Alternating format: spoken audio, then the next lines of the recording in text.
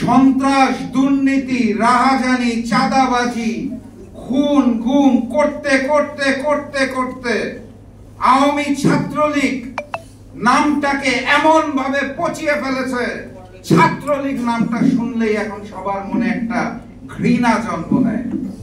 অস্বাভাবিক কোনো কিছু নয়, কিন্তু আমি অত্যন্ত গর্বের সাথে বলতে চাই, শেখ মুজিবুর রহমান বাকশাল গঠন করার পর যখন ছাত্রলীগকেও বিলুপ্ত করে দিয়েছিল, সেই সময়ে বাংলাদেশের কতিপয় ছাত্র নেতা, তৎকালীন ছাত্রলীগের নেতারা শেখ মুজিবের চোখে চোখ রেখে আঙ্গুল রেখে বলেছিল, আপনার এই বাকশালকে মানি না, ছাত্রলীগ যেভাবে আছে সেভাবেই ছাত্রলীগ চলবে।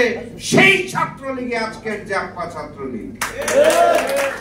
অতএব আমরা স্পষ্টভাবে বলতে চাই, ওই ফ্যাসিস্ট আওয়ামী ছাত্রলীগের সাথে জাগপা ছাত্রলীগকে মিলানোর চেষ্টা করবেন না।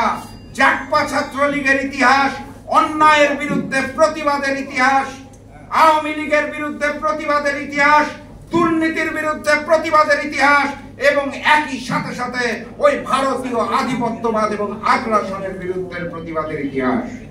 অতএব আজকের এই জাতীয় সম্মেলনের আমি অত্যন্ত গর্বের সাথে বলতে চাই, জাগপা ছাত্রলীগ অন্যায়ের বিরুদ্ধে ছিল, আছে এবং আজীবন থাকবে ইনশাআল্লাহ। সংগ্রামী সাথী এবং বন্ধুগণ, আমি অত্যন্ত মনোযোগ সহকারে এই মঞ্চে বসে ছাত্র নেতৃবৃন্দের বক্তব্য শুনছিলাম। বারবার সবার বক্তব্যের মধ্যে কিছু বিষয় উঠে এসেছে। প্রথমত, ছাত্র নেতৃবৃন্দ তাদের আবেগের জায়গা থেকে বলতে চেয়েছে, এই যে জুলাই গণঅভ্যুত্থান হয়েছে, এই গণঅভ্যুত্থান কোন একক দলের নয়, কোন নির্দিষ্ট গণ্ডির ছাত্রদের নয়, এই আন্দোলনটা ছিল সারা বাংলাদেশের ছাত্র জনতা সহ সকল মানুষের আন্দোলন। তারা স্পষ্ট ভাষায় বলতে চেয়েছে, ফ্যাসিস্ট শেখ হাসিনার বিচার বাংলার মাটিতে হতে হবে। ছাত্র নেতৃবৃন্দ স্পষ্টভাবে জানিয়ে দিতে চেয়েছে, আগামীর বাংলাদেশ বৈষম্যহীন হতে হবে, দুর্নীতিহীন হতে হবে। সেখানে যদি আবারও নতুন করে কোনো ফ্যাসিস্টের জন্ম নেয়, তাহলে তারা একত্রিতভাবে মোকাবেলা করবে। আমি ছাত্র নেতৃবৃন্দর সাথে একমত, কথাবার্তা পরিষ্কার। যেই বৈষম্যহীন বাংলাদেশের জন্য, যেই ফ্যাসিজম মুক্ত বাংলাদেশের জন্য, যেই দুর্নীতি মুক্ত বাংলাদেশের জন্য হাজারো শহীদ রক্ত দিয়েছে, সেই রক্তের কসম খেয়ে বলতে চাই, আগামীর বাংলাদেশকে বৈষম্যহীন ভাবে গড়ে তোলার জন্য আমরা সকলে ইনশাআল্লাহ একতাবদ্ধ ছিলাম, আছি এবং থাকব।